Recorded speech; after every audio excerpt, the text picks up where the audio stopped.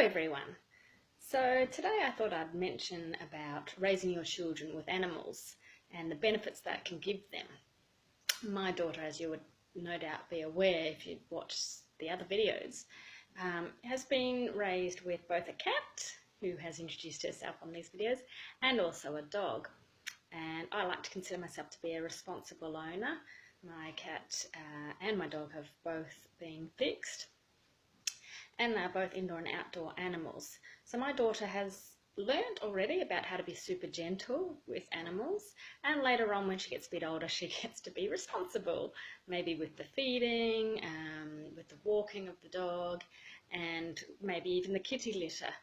Although as my cat is both an indoor and an outdoor cat, she luckily tends to use the outdoors for her toileting, which makes life so much nicer for me.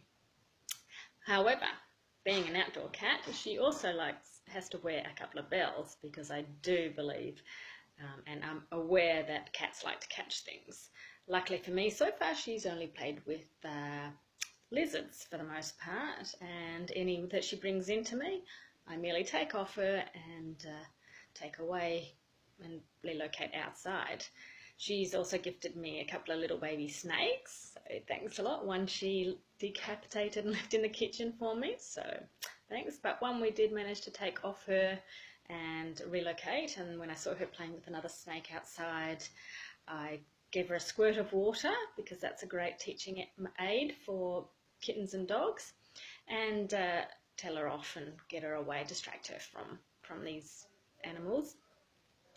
My daughter has also been raised with lizards. We did rescue a lizard from, it was a baby water dragon actually this time. We rescued it off the cat and looked after it for a while. That was really easy to feed, and then when it grew a bit bigger we released it back into the wild, because that's where a lot of these animals do belong. So most recently the dog and the cat just came across a little huntsman spider. And again, we squirted them both with water, rescued the huntsman and put it outside. We do believe in live and let live with all animals, so for those of you who don't like snakes and spiders, I'm sorry, but we still release our ones because we don't have a problem with them. Also, for those of you who can't keep pets, that's totally understandable for whatever reason, allergies, too much travel, many reasons why you can't keep pets. You could think about some easy care, easy maintenance animals. We rescued some frog spawn, which was just a fluke as it turned out, and then proceeded to teach our daughter all about the raising of tadpoles and little froglets, and again we were able to release these. That wasn't really a short-term pet, it was easy care and easy maintenance, but it did take over a year, and I think we released maybe 200 or so out of 300 potential little froglets. And most recently our project that she's learning about is silkworms. Again, totally easy care. This one is only a 2-month little project, because we got given the eggs, and in about 30 days the eggs are ready to have turned into silkworms, and the worms are then already looking to cocoon, and then 2 to 3 weeks later the cocoons, the moth emerges, and then the moth is within 2 to 3 days mates and lays its eggs, and that's it, and then you have to wait a whole year for the next lot. So that's a really easy care one, and at the moment we've got this little fella here. This is our last little silkworm left to turn into its cocoon, which I think he's thinking about now. Finally, we have possibly I'll put him back, and I'll just pop him down here, excuse me, and then we have a whole bunch of cocoons here.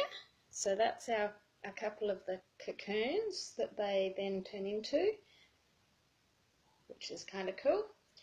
And yeah, so the silkworms again are easy care, just mulberry leaves. So if you don't have access to mulberry leaves, I wouldn't recommend this. And from there we now have, let's see if I can show you this, we have some moths. Now the moths, because they are no longer domesticated, they do not eat, they do not drink, they merely mate within 2 to 3 days and lay their eggs.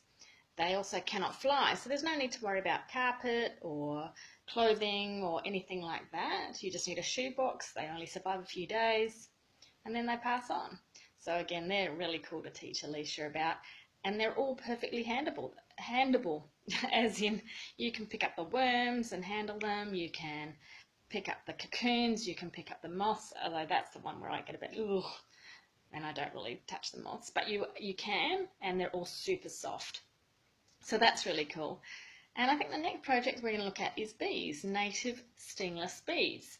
Again, we need more bees, and she's going to learn all about them, and we'll have a hive, and let's just see how we go. So there's a couple of easy care, easy maintenance animals for you to consider to teach your children about caring for others, caring for animals, and the circle of life.